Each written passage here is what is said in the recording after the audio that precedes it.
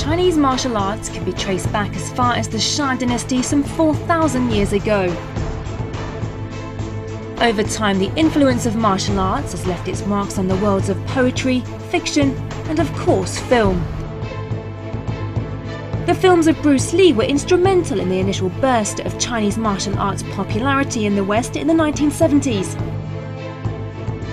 The appeal has been continued by modern-day martial artists such as Jet Li and Jackie Chan, inspiring a whole generation of young boys in the West wanting to study Kung Fu and become like their Eastern idols.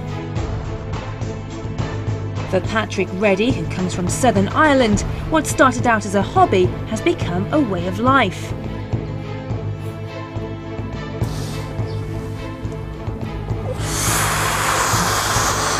His love affair with Kung Fu all began when he was just a young boy.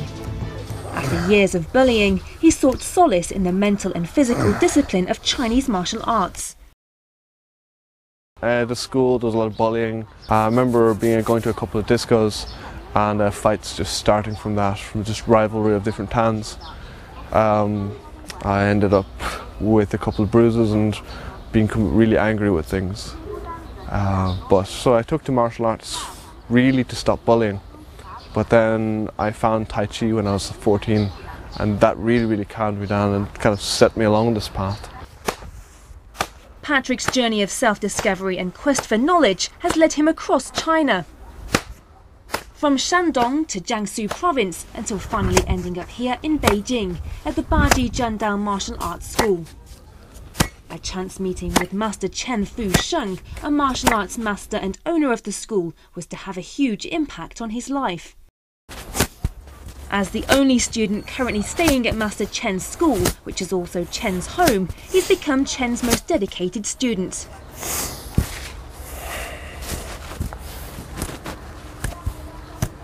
After waking up with the sun each morning, Patrick embarks on a grueling daily exercise routine. This is my room. That's what we live in here. It's very basic. If you want to come in. Okay, so here is my study and laptop area. Just a couple of knives, books, martial art books, dreaming books. Over here, this is the bed. As you can see, this I got myself, but the beds are quite hard. This is extra training equipment. But as you can see, everything is quite basic. After many months of daily training and living alongside Chen, Patrick and his master have become very close.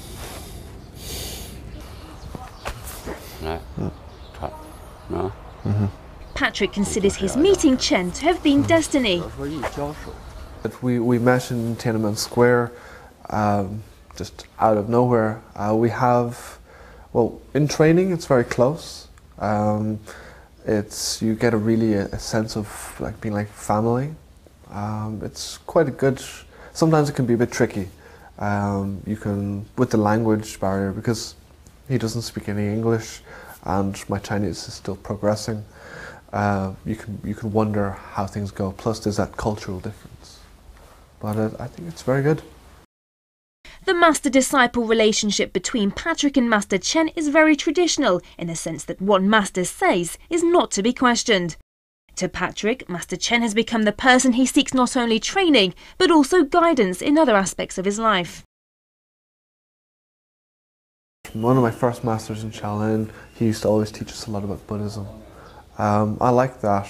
My uncle used to always say I was a mixture between a Buddhist and an atheist.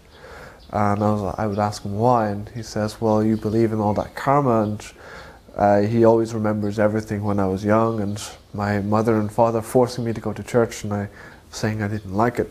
Actually, that spurred me on into delving into other people's theory as well. And then I just realized that you don't have to, even master and Buddhism and Taoism, they were said they're just more ideals. Even Master said that it's just an ideal rather than anything else. So if you just be good, and everything will come back in like a big karmic circle. But for now, Patrick is only halfway through his spiritual journey, and he's already planning to stay for at least another 2 years. Patrick is a good boy.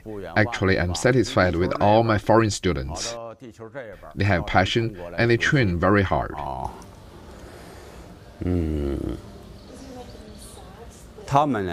I believe there will be a foreign Kung Fu master in the near future.